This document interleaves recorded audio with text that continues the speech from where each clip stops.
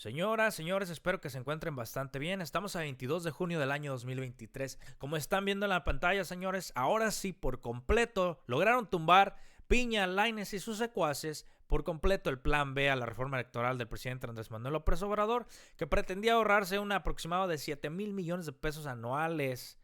Un dinero que iba a ser destinado a infraestructura, bienestar, etcétera, en beneficio de los mexicanos. Si se hubiese aprobado por completo todo lo que planteaba el presidente de la reforma electoral, iba a ser un total de 24,000 millones de pesos que estas lacras del Poder Judicial, así como también del Poder Legislativo, pues básicamente le negaron al pueblo, a los mexicanos.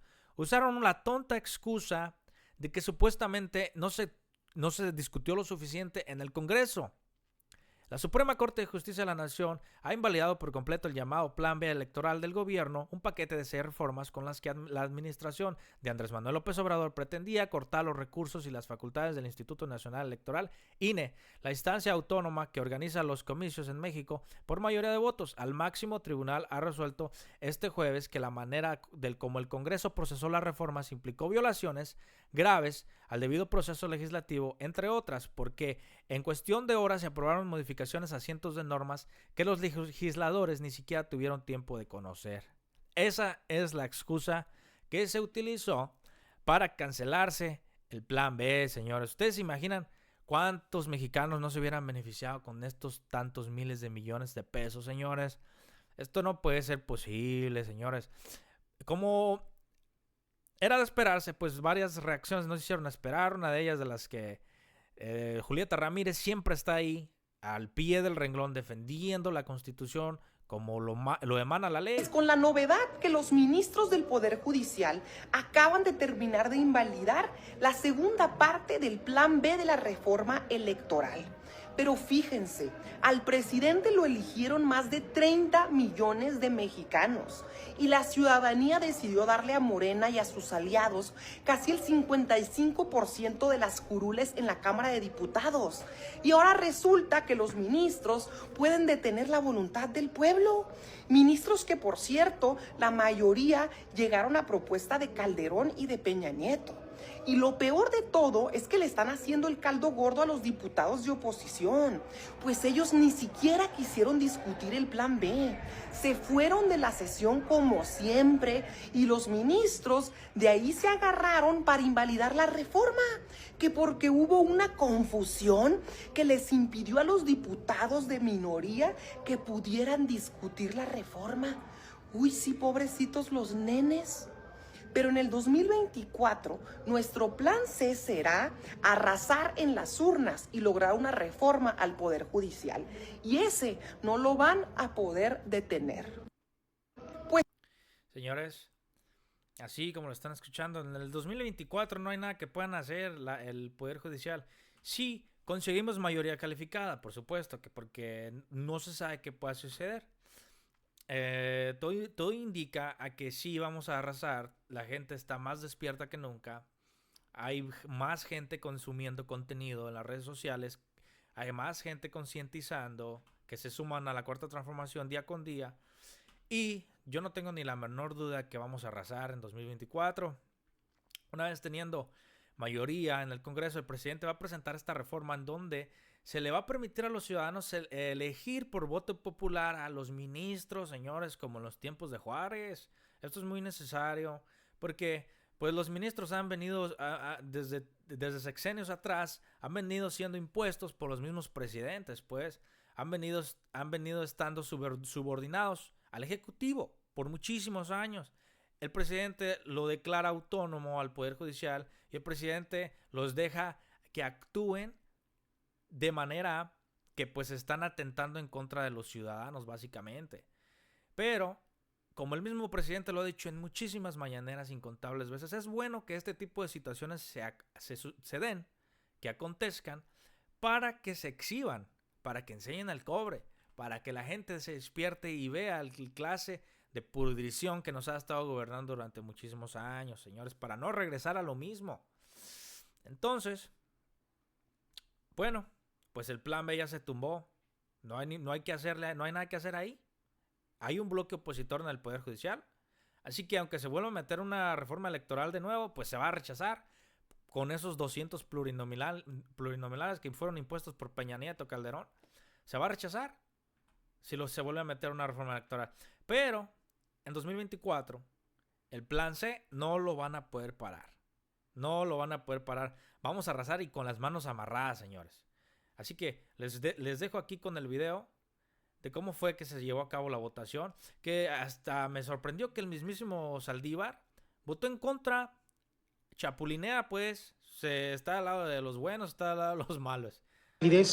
Se llega, desde mi punto de vista, por las razones que expresé en ese asunto, que creo que no tendría caso volver a repetir el día de hoy. Gracias, presidente. Gracias, ministro Saldívar. Tome votación, por favor. Sí, señor ministro presidente. Señor ministro Gutiérrez Ortiz Mena.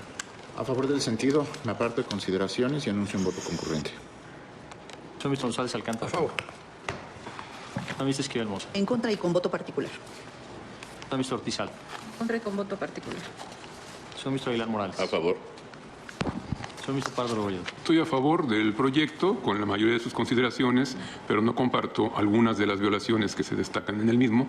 Sin embargo, las que sí comparto tienen el potencial invalidante suficiente para sostener el resultado.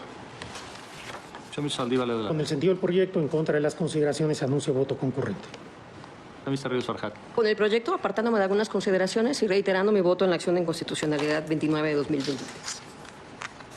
Señor ministro Lainez. Con el proyecto. Señor ministro Pérez. De acuerdo con el proyecto. Señor ministro Presidenta Piña Hernández. Con el proyecto, apartándome de algunas consideraciones del mismo y del estudio de algunas condiciones o causas que el ministro consideró invalidantes y que no comparto, pero el resultado, como lo explicó el ministro Pardo, me llevan al mismo resultado. Haré un voto concurrente. Señor ministro Presidenta, me permito informarle que existe una mayoría de 9 votos a favor de la propuesta. El señor ministro Gutiérrez Ortiz Mena en contra de consideraciones con anuncio de voto. Curioso que desde que entró Norma Piña a la Corte Suprema, se han suscitado un montón de corruptelas, anomalías, que difícilmente el pueblo ya no se cree todas sus mentiras.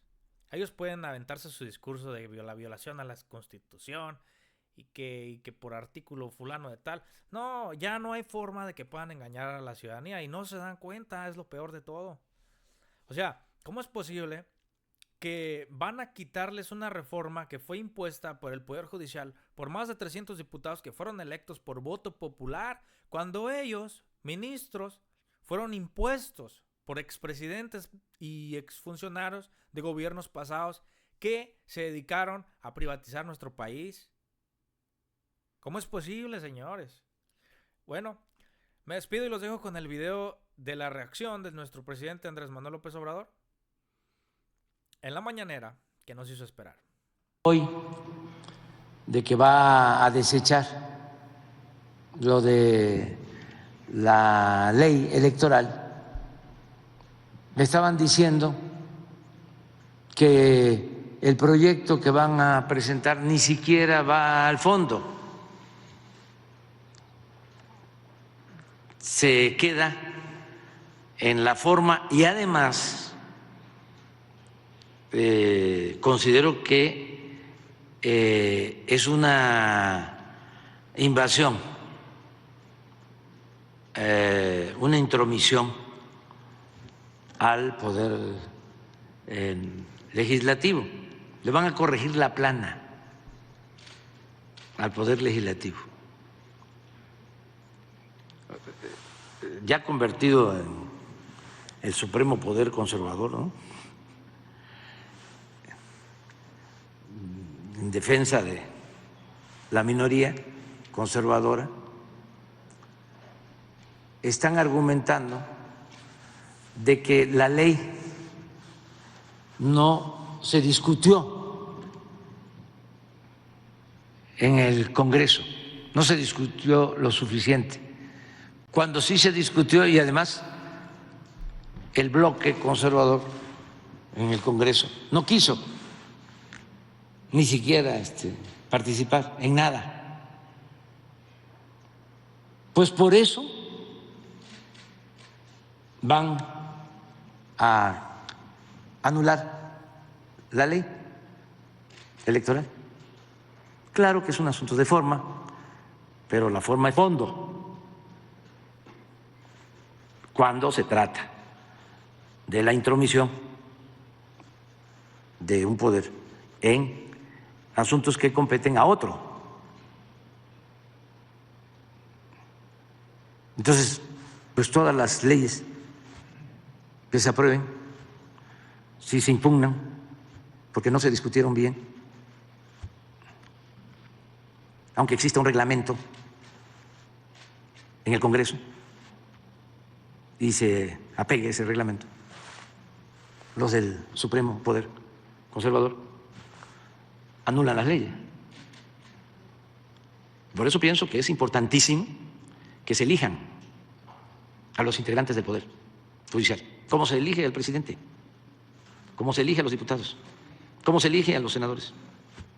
Que es el pueblo que los elija. Que no representen a una élite. Y eso se puede.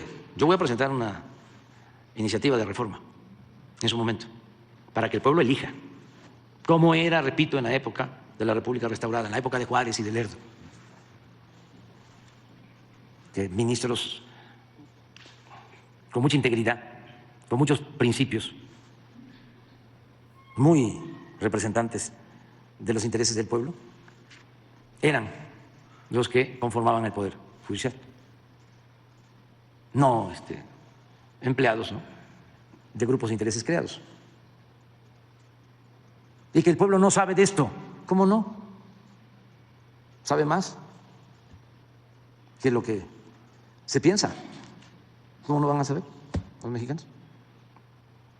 Sí, son mayores de edad y están muy conscientes de quién sí puede impartir justicia y quién no. Pues ahí lo tienen, señores.